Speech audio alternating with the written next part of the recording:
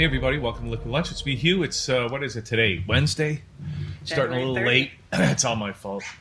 But we're very happy. We got a great show scheduled for today. Great guests, including the two people on the couch right now. We've got Sharon Abusarar. Sarah Abusarar. Oh, yeah. What did I say? It's Sharon, but Sharon. that's a nice name too. You see? Well, I might consider changing it. Sarah. Well, so Sarah, that's a long story, right? She was Abraham's wife, Yeah. right? I was. Changed her name. And we've got Dawne McFarlane as well. Aye. So we've already started telling stories to each other, right? And so I'm very fascinated to learn about the Toronto Storytelling Group and the festival and that sort of thing. So I don't know, where do we start? Can you guys tell the story of the Toronto Storytellers? Well, we're really good at telling this together. Okay, great. So the Toronto Storytelling Festival is celebrating its 40th year this year.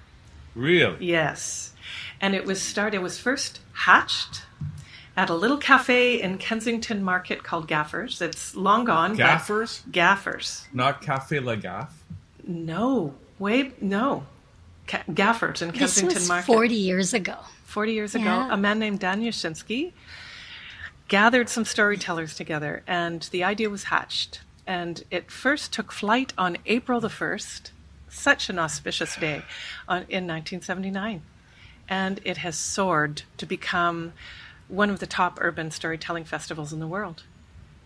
Okay. And we continue to celebrate Flights of Fancy, and we're celebrating this 40th anniversary with enormous gratitude, because this is a non-profit organization, Storytelling Toronto, who presents this festival. And it's astonishing the goodwill and community commitment that's part of this festival. And I think that's at the heart of why it's been happening for 40 years. And a little bit about Storytellers of Toronto and who we are. So Storytellers of Toronto, one of the largest projects that we do is the festival, which happens annually for the last 40 years. But we started out as a school of storytelling, and it was called the Storytelling School of Toronto. And we have since changed our names because we do so much more than only courses. But I feel so privileged to be living in the city because we are the only city in Canada that has a school of storytelling. And so when I started out as a storyteller, I was able to take all the courses in that school and taught by some storytellers that have been telling for 40 plus years. So it was quite a treat. And we are also one of the only storytelling schools that are in the world. There are a few in Europe, and in US as well, but really it's not common to have so many courses offered. And we offer everything from introductory courses, which are actually really wonderful. Some of my favorite courses that I took in the School of Storytelling of Toronto were the introductory courses because they offer the base. You get the broad strokes. Yeah, exactly, right? Exactly. And it's that base that you need for pretty much everything you do. And but then we also offer advanced courses. We have a master's course that we offer, and it's done by Celia Lottridge. She's one of our master storytellers. She has been telling stories in Canada and Russia for over 40 years. We are really lucky to have someone like her teaching this course, and you can take the course as many times as you want and work on a story that you might think is complicated, and you workshop the story with other storytellers. So we have a really quite a few courses we offer. But since we've opened ourselves up and we have different events throughout the year, including Story Fusion Cabaret, which happens 4 times a year, and we feature storytellers and musicians and other artists, and often we feature an older artist along with somebody who might be newer or younger. So it's really a nice initiative. The next one is in April, and April 27th, wherein we will have our balladeers singing songs, which are also stories, and that will be at the CSI building at 8 p.m. CSI building on Bathurst and Bloor. We also have a really wonderful library. It's called the Four Winds Library, and it is one of the largest storytelling libraries in the world. And it is in the home of one of the storytellers. He lives in a small apartment surrounded by books. And anybody in the city can drop by and borrow books and read books and have him as someone to consult with around storytelling. And I believe the library, there is talk of the library moving to London, England. Why London, England? Because we need it here in we Toronto. need it here, and I agree with you. But we got an offer, and he has been looking to relocate it somewhere years from now after he passes. Oh. And so it might not happen yet, but we did get an offer. It's quite a treat to have this library here. We have an open mic, 2 open mics. One on Friday nights. Where? It's at U of T at the Innis College. Every Friday night for the last 40 years, we have not missed a single Friday night. For 40 years? For 40 years. Christmas Day, New Year's Day, on snowstorms and cold days like this. Yep. We are always there. Yep. Sometimes there's 5 people there, sometimes there's 50, but we are always there. And now we also have Richard Barnes as well, an open mic, and it's an open market telling. In the summertime, it's outdoors. Yeah. In the wintertime, we move indoors, and it's from 11 to 1 p.m. every Saturday, and it's really nice. I think it's is it the only It's the only market storytelling that we know of. And it's the farmers market at Witchwood Barns. It happens every Saturday, indoors during the cold weather and outdoors during the warm weather. So you guys are going to be there like this Saturday? So Yes. there's always a storyteller who's hosting. Just one story? Well, okay. Yeah. So, why storytelling? Indeed. I will let Dawn go first because I feel I've been talking for a very long time, and I could continue talking, but I will let Dawn talk a little bit. You've got so many stories. Oh, I love talking. That's why storytelling. Okay. Dawn. Well, and Zara's been on the board of directors for Storytelling Toronto, and we're very grateful for that. It's my first year as the artistic director for the Storytelling Festival. I've been in Toronto since 1980, so a year after the festival began. So, wait, where did you come from? Well, I came from Hamilton, but my Scottish grandfather was a storyteller. Really? And yeah, oh yes, and he told me that there were fairies in the apple tree when I was wee, and he didn't tell it to me like it was condescending at all to a child. He told it to me as a truth. There are fairies in the apple tree, and it's like he opened up a way of seeing for me, and that was the beginning for me. I lived with my grandparents and my parents when I was just born. And he was always telling us stories. And the way that he told stories was different than the way that I had heard stories told or been read to or anything like that. So when he told a story, he saw what he was telling me. Mm-hmm. And the oral traditional tellers tell in that way. They see what they're telling. And for instance, one of the traditional tellers who carries the traditions of his Métis and Chippewa Cree ancestors is Ron Evans. He and Celia have been part of the Storytelling Festival, along with Dan Yashinsky, since it began. And when Ron Evans tells you stories, not only are you back in time with him at the place of the story, but as he describes the setting of the story, he speaks of the land like a living being, and you're there, and you see it with him. And for me, this is why stories are so important and compelling, and why I've been seeking them out. And stories come in lots of shapes and lots of ways. The oral traditions are a particular kind of storytelling that we're honoring at our 40th festival. Because behind us stand the ancestors. They're the ones who first gave voice to the stories of the earth, air, fire, and water. And so the tradition bearers are particularly being honored as we are honoring our 40th year of the honor and privilege and delight of this gathering. And Ron Evans will be at the festival this year. He's our elder. He comes every year to the festival, and I really recommend going and listening to him. He is really, really a wonderful teller, like Dawne describes, and he also holds some stories that only he tells. He knows some Louis Riel stories that do not get told at all by anybody else anymore because they've almost been forgotten, but he holds them and he makes sure that they're not forgotten. And so we're very lucky. Why storytelling for me? I tell stories so that I could go to places and see places that I cannot easily go to. And I'm half Palestinian, half Croatian. I mostly tell stories from my own culture. And it is connecting to my ancestors, like Dawne was saying. And Dawne and I have a lot in common because I also have a storytelling background in my own family. And I didn't know this when I became a storyteller. And I was telling for a few years. And I decided to work on a project with my father on his childhood stories, family stories.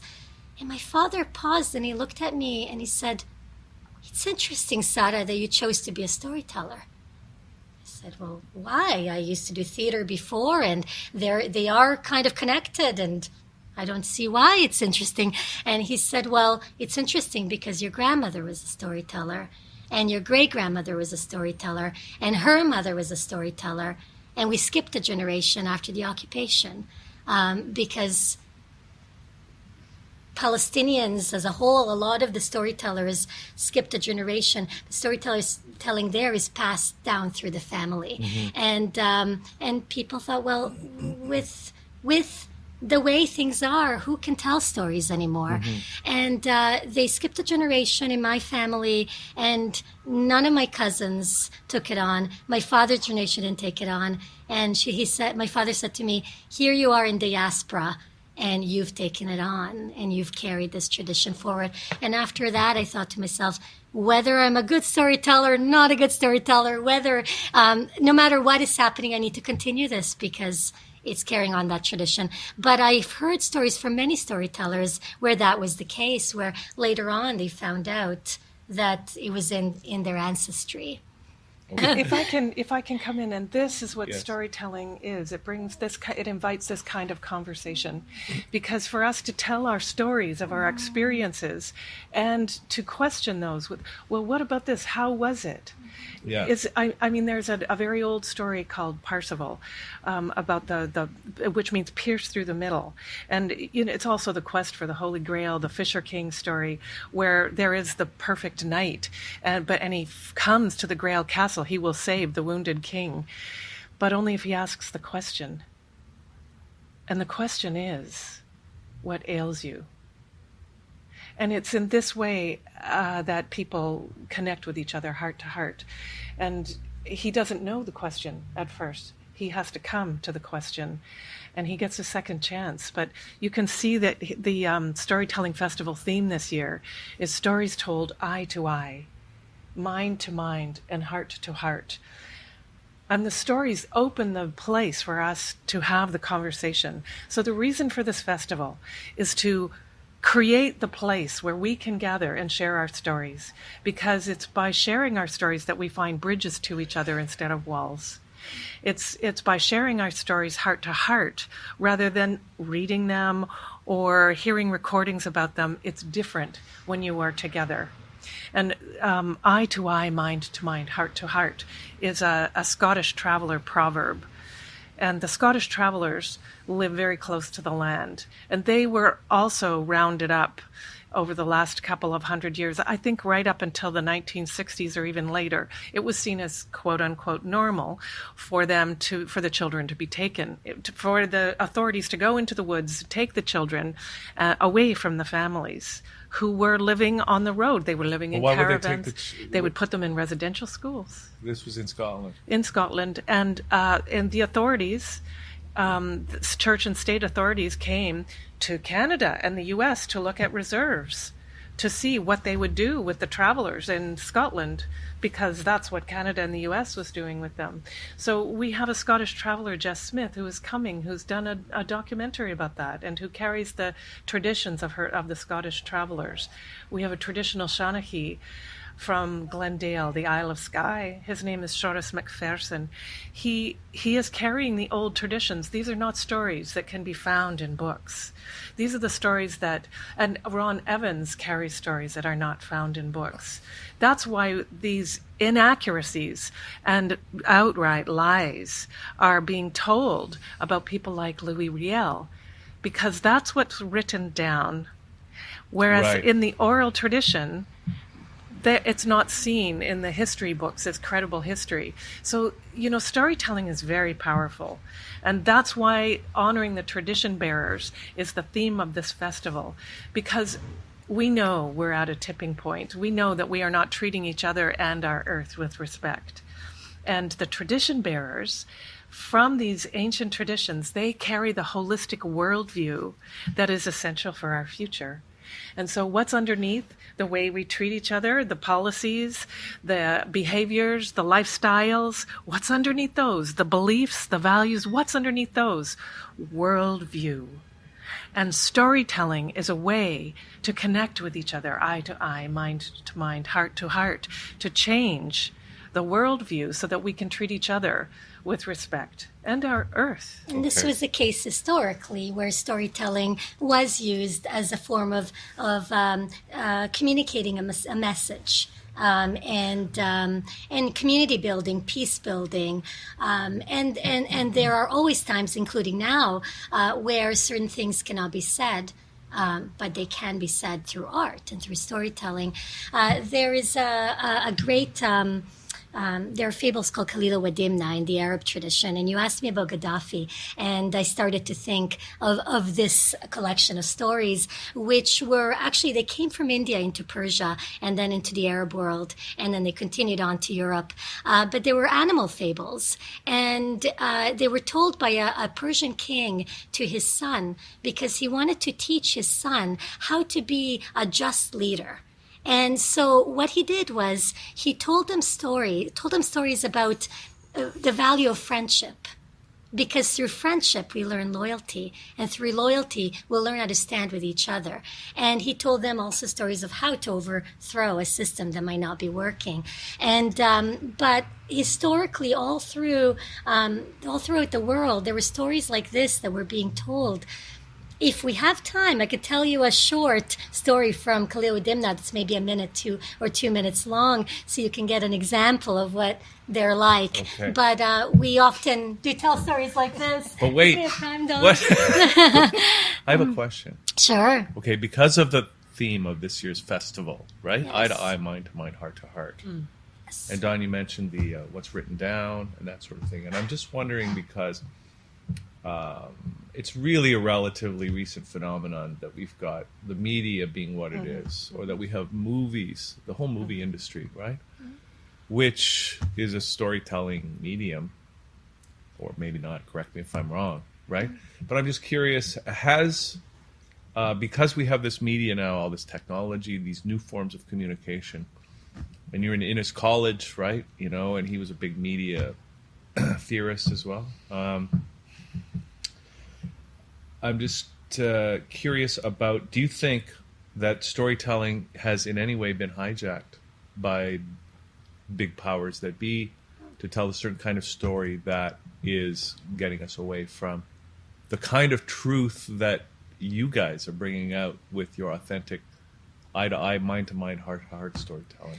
I think there was an attempt. I don't think that it's been hijacked, because Dawne and I are here, and there is a whole community of us out there, and I think people are really, more than ever now, really thirsty for stories and for that human voice, for that simplicity of the human voice and interacting with each other that way. I think it's more important now than ever because of everything that you named, because of the kind of media that is out there. That's what I'm saying, though, because it's out there so big and so prominent. Millions of people go to the movies every weekend versus how many people go to storytelling festivals. Is that a problem? Well, I will answer the question with the question, because we need to love our world and love the questions, because it's in the questions that unite us. The answers divide us. The questions unite us. That's a very cool thing. It is very cool, and it's very warm, and you can see the warmth in this beautiful. The art image for the festival was created for us. It's from an original watercolor painting by artist Luciana Baptista Cohen, and it reflects the open hands holding the threads of story, interweaving the threads of story, giving and receiving, and the warm glow around that comes from connecting to each other in this deep way.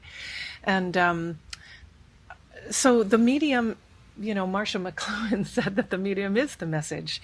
So as technology is becoming such a force in our lives, how do we hold technology for it to serve us rather than us serving technology? So the conversation that's happening here, we're sharing through technology. And it's a real conversation as well. And we're inviting you also to come to the festival, to come to Storytelling Toronto events, so that this can happen. There are so these conversations can happen. There are a lot of young people that are interested in, I say young people because of my white hair. There is a movement. It's very popular to go to True Stories Told Live, Confabulation, Plundercats. True Story movement. It's huge. There's a big, yes. Where are these? All over town, and they're connected. Yes. And they're connected to the festival. They will be doing events as part of the festival.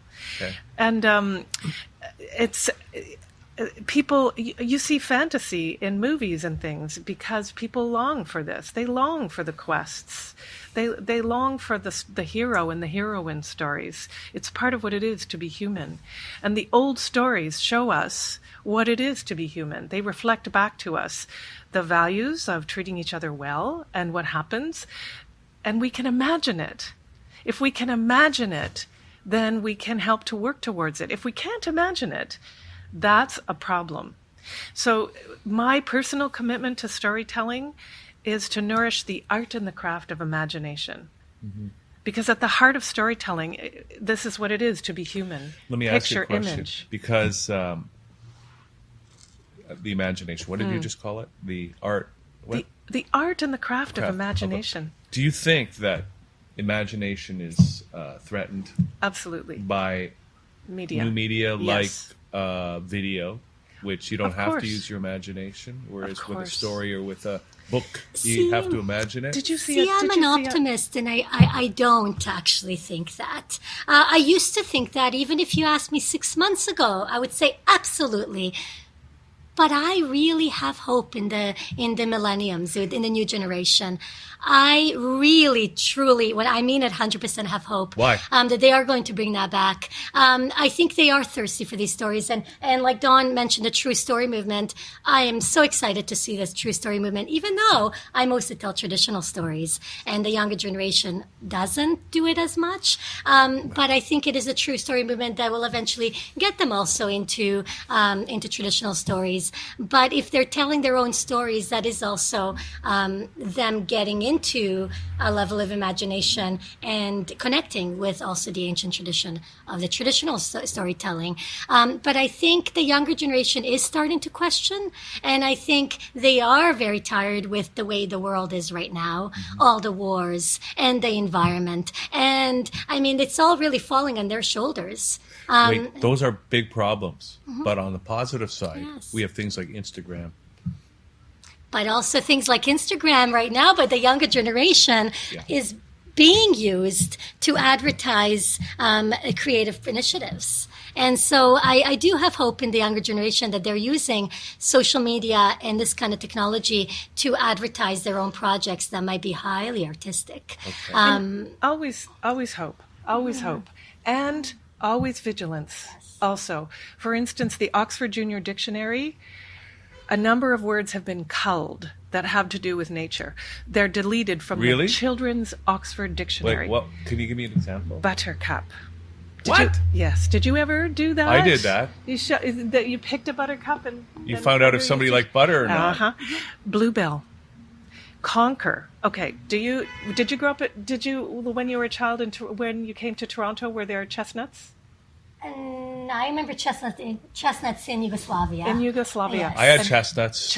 When I was 2 Roasted years old, we had chestnuts chestnuts. So my children are in their 20s now, and when they were young, in the Toronto streets around the Harvard Bakery, where we would often go for bagels, and there were fabulous chestnut trees, and we would collect these beautiful shiny chestnuts just from their shells, and when I was young, we would make conkers from them. So you would drill a little hole, like with a nail, hammer a little nail, a little string, and then you'd flick it against somebody else's chestnut, and you'd see who had the strong chestnut.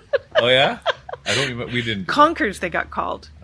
Conkers no longer in the Children's Oxford Dictionary, replaced with words like blog, Facebook, chat room. BlackBerry no longer means the berry. It means the device. Right. But already that's old news. What others? Replaced with words about bullet point. Yeah. Buttercup gone, bullet point in. So and why? Because the Children's Oxford Dictionary said that, to author Robert McFarlane, which is how I learned this, that the words need to reflect the consensus of the modern experience of the child. So these stories are hugely important because what do? They bring our eyes to the chestnuts on the ground, to the dandelions dandelion gone out of the dictionary, to the dandelion that grows beneath between the cracks of the pavement. Picture imagination story. It brings our attention to the world around us. And if we care about that, we treat it differently.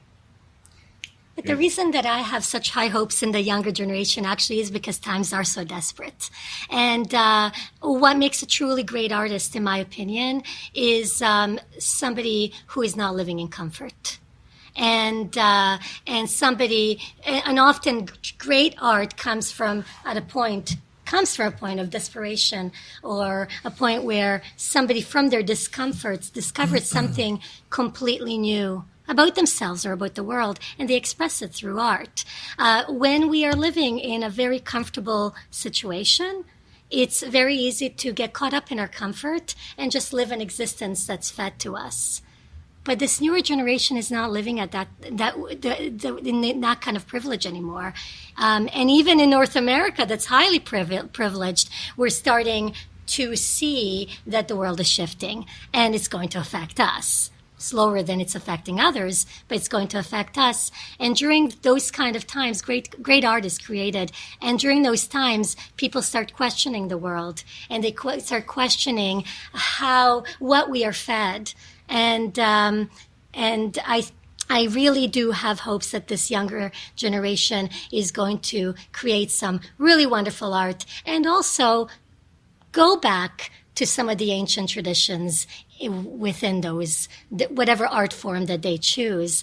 And I think they are thirsty for things like storytelling, even traditional stories.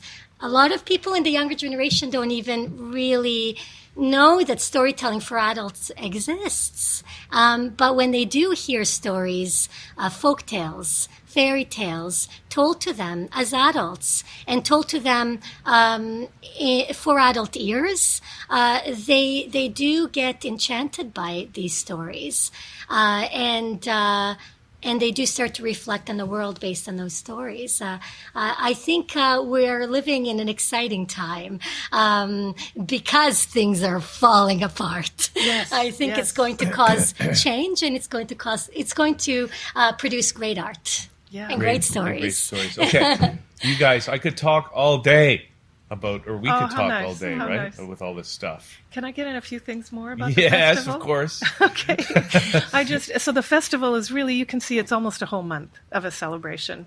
And it's local, national, and international. You can hear from Sarah's stories that she's sharing with you and the perspective that she's sharing with you, and from mine. And there's a whole community. Toronto is so rich with storytellers. It's one of the greatest crossroads cities in the world, full of diversity. Sure. Absolutely. And that is part of the festival, and that is reflected in the tellers of the festival. You will hear some amazing local tellers, particularly on March the 3rd at the GLADSTONE Hotel, a very groovy happening place. And the ballroom and the melody room will be filled with local storytellers telling from their hearts for all they're worth, and it is a gem of a day. And then from the 2nd to the 17th, there's something called STORYFIRE. So the GLADSTONE series of events is a curated event, and whereas the STORYFIRE events, which happen all over the city from the 2nd to the 17th, are independently produced events by artists and storytellers. They're gatherings, they're workshops, and Storytellers of Canada, Contour de Canada, is doing a workshop. There are wonderful things happening all across this city. And then the week of basically how that works, I'm sorry, Dawn, Yes, go ahead. is the artist, the storyteller, finds their own space to tell their stories, and they organize their own shows. So there'll be multiple shows throughout those 2 weeks, all through the city, all through the GTA, and they're in various locations. They're not in locations that are typically used by storytellers. So we'll have some stories in art galleries and in museums and libraries and all over the city. So it's really, really an exciting time.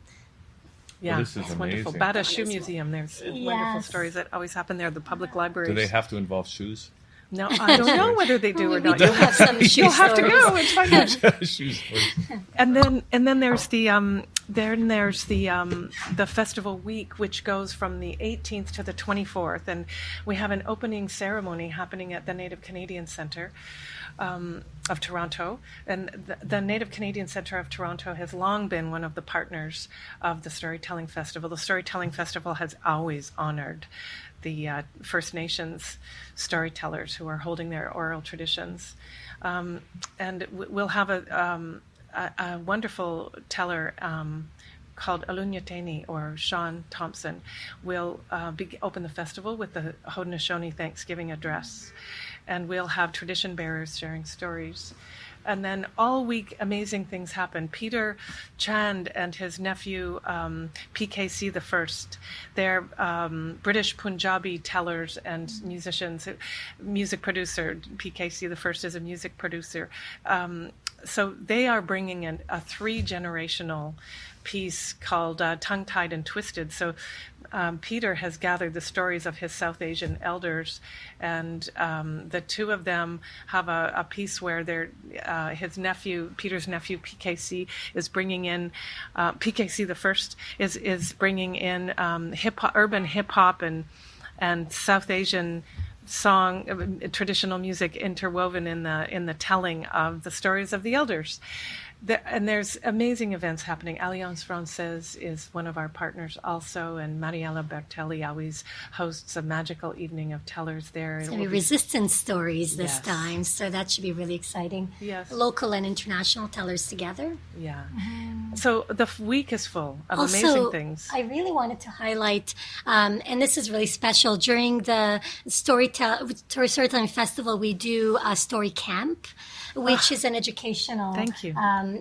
Dawn, you can maybe speak on that if you would like. But I go to the camp every year.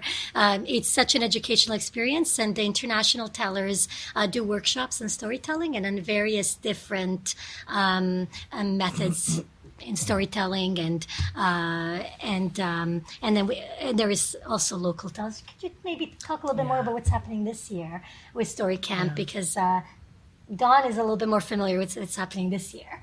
Well, it's a really these are intensive workshops all day long from 9 o'clock until 3:30, and this is a chance to really be with many of the visiting tellers, national and international. So Louise Prophet LeBlanc is coming, who brings the traditions of her ancestors from the Yukon. Sharon Shorty is a really famous Indigenous comedian, also from the Yukon, and they will be leading workshops and telling stories along with Shoris and Jess, and Donald Smith is coming to talk about global storytelling activism. He's coming from Edinburgh, and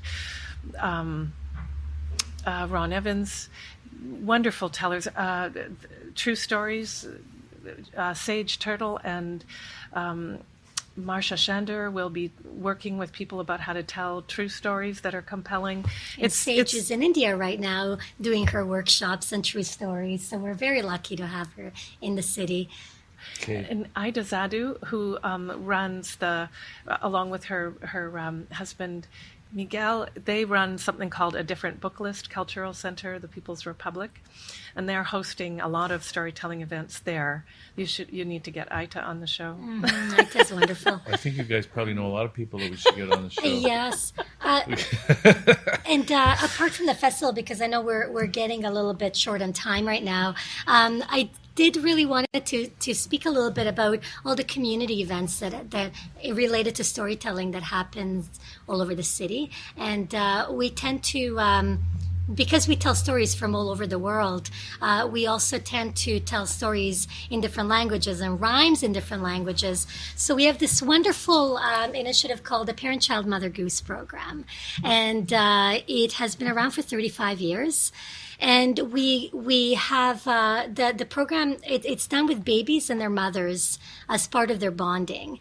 So basically it started out in the early 80s. Many families of women who may find them, who are recent immigrants or who have left abusive situations, and they had Children Aid Society involved in their cases with their children. And there was a storyteller and a social worker who was also a storyteller in the city who thought, well, stories and rhymes would be a great way to reach out to these communities.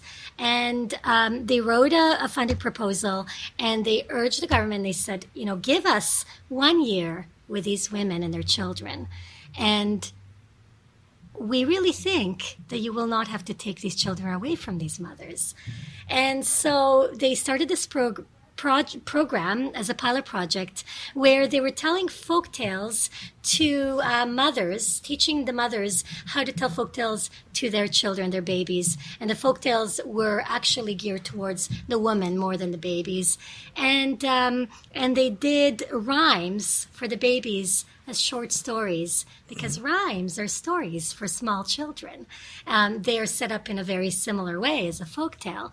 And so they did half an hour of rhymes and then a healthy snack, because many of these families needed the snack. And then they told the story to the moms and the babies. And after that year was up, they received funding because it worked. And we continue to receive the funding for this project 35 years later. And we have we have Parent-Child Mother Goose in Scarborough. We have one in Rexdale. We have one in Etobicoke, in Parkdale. And so we reach out, we try to go into areas where they might not get storytelling otherwise, get outside of the downtown core. So I personally do the program in Rexdale. And right now we also have a program with 2 to 4-year-olds and their moms. So it's grown since then. But it's an example of how we view stories as a way of community building and as a way of reaching out to communities that might need stories for more than just entertainment. I think I want to connect you guys with some people. Wonderful. This is what it's about.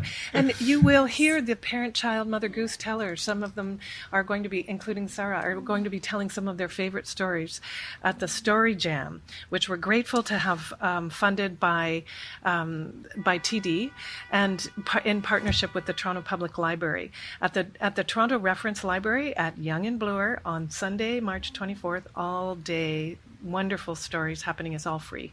There are so many free events. There are some ticketed events because Storytelling Toronto is a nonprofit group. And we rely on partnerships and volunteers. It's an amazing community, really. And there are so many free events. All of the tellers you can hear without having to pay. There are ticketed events, but there are so many free events. You can hear them all without having to pay. Okay, fantastic. Okay, you guys. Just try and stop us. And we really hope to see you at our open mic on Fridays. Every Friday at 8. Can't miss it. Not for Christmas, not Where's for New that Year's. at? It's at the Innis College. Oh, Innis College. Yeah. Okay. We'll be waiting for you there this Friday. I think we should ask you to close with a wee story. What about that? A wee story? Aye. Just the tiniest. Oh, you will tell us a story. Where am I going to get a Great. story from? Like on this, under pressure like this? You got to give me something to work with. Okay. A smell. A smell. Start with a smell. Okay. Well. Do you have one? Yeah. Describe it. Let's hope that we smell really good today, because it might be a story about us. No, it's not. A smell. Well, the first smell that came to mind is when I was a kid. Like we used to go to church, and then after church, like as a little kid, we went upstairs in the church to have Sunday school, right? And to me, every time I went into that back part of the church, to me it smelled like cookies. And then somehow, this is probably not a good story. I'm just going with the smell thing. And but anyways, I used to I don't know. I used to have these dreams, not even that long ago, where I'd go up into the attic of the church, and there was some weird stuff going on. And then my dad's funeral, I asked the minister if there was an attic, because I don't know where I got this idea from. And he said that there was. And anyways, it just brought me back to all these early memories that were sort of had disappeared about the church and that kind of stuff. I don't know. It's not much of a story. And your It's father. a great story. And your father and your childhood. So from the smell, which is a place of it's one of, in our brain, it's the oldest place of memory, came a story that just any smell, right? well, it's a picture image. It's a picture image, and it's a moment, and how to craft that into a story. Then that's the place where you would begin. See? With that place. And that's why you need to take the storytelling course. It would be wonderful if you did, actually. It would be probably very beneficial to your show as well. We have, we get businesses, larger businesses, contacting us as Storytellers of Toronto to come and do storytelling workshops for their workers, because they realize that when they're doing presentations, they need to be able to tell a story. To sell a product, you need to tell a story. To do a radio show or any kind of broadcasting, you need to be able to tell a story, and it's that visualizations of a story that really helps. Because if you see a story, your audience sees a story. If you're trying to sell a product, or if you're trying to communicate something, and you are visualizing it while you're telling what you're telling us, the audience will also receive that in a much richer way than if you were. Maybe that's one of the secrets, is like really focusing on that picture in your head, and being able to tell the details of it, to paint. And that is imagining a story is the key, really. Being in that story, imagining it, is the most important part of storytelling. Okay, you guys, we got to wrap this up now. I hate to do it like that, right? I would love to have you guys here all day. Thank you. Thanks for sharing a wee story. Thank you. You're welcome. But I'd love to get you guys back, or get some of your other storytellers on to tell stories and that sort of thing. So It'd be a delight. I just want to leave people with something they can do to participate in this year's festival. Or maybe they've got stories they didn't even know that they needed to tell. What's the best thing for people to do? Can they go to the website? Can they get some tickets, what can they do? The website gets launched today. Just today? Today, yes. What is it? What's the... You could go on Storytellers of Toronto website, and What all is of it? our courses are on there. What's the website? The website is www.storytellers. It's Oh, it's right right. there. No, It's- but you can go on Storytellers of Toronto. It's probably showing on and the it's- thing. Storytelling Toronto that has its own website. You just put in Storytelling Toronto, it will take you there. Oh. And then the Toronto Storytelling Festival 2019 will take you right there. And all the events that we've been telling you about will be listed there. Fantastic. And there also, if you go on the Storytellers of Toronto website, you will be able to see all the courses that are being offered, Right. as well as all the events that are happening throughout the city. And you can join our newsletter where you will read about all the events that are happening weekly. And also, you will be able to apply for awards. And we have a brand new award that we're doing, and it's for a storyteller who might not be able to afford one of our courses. And we will be paying 75% of an introductory course to be able to reach out to a wider community and recruit a diverse kind of storytellers. So that's our brand new award. But we have 2 other awards, and the deadline for those awards are February 10th. So people still have time to apply, and you don't have to be part of the storytelling community yet to apply. You can become a member today and apply for an award if you have a great idea. Okay, you guys. Well, I hope to see you back here soon, one way or another, and telling some stories here. Do you know that song? There's a song. And we will see you. Wait, there's a song called Telling Stories. Do you know about that song? No, but you will need to teach us that song because It's by, what's that girl's name? She did Fast Cars. You know that Tracy, girl? Tracy Chapman. She has a song yes. called Telling Stories. It's a great song. I've Will been you saying sing it that. to us? I don't really know it that much. I I like Okay. the song, but I like to watch yes. the video. Uh-huh. Okay? Yes, and we will Alright. see you on Friday at our open mic. Okay. Although I tell Or stories. Saturday at our open mic. Okay, one of these days. Okay, you guys. Thank you for what a coming delight. today. Thank you so much. Thank you so much for having us. Thank you for coming. Next Sarah. time you can tell your story. Yeah. Okay, You know what I'm saying? great, I will. All right. You can Or hear come her. to the festival Yeah. and you can hear both of us telling our stories. I know, but I wanna- and many others. Yeah, but on the show, yeah. Okay, we're going to take a little break now. But there's just one more thing. Oh, this is really important. It's the secret to life. We're going to have to wait for that. I have an hour-long story I'd like to tell you I right know now. you Some of these stories take days. Just telling you. Okay.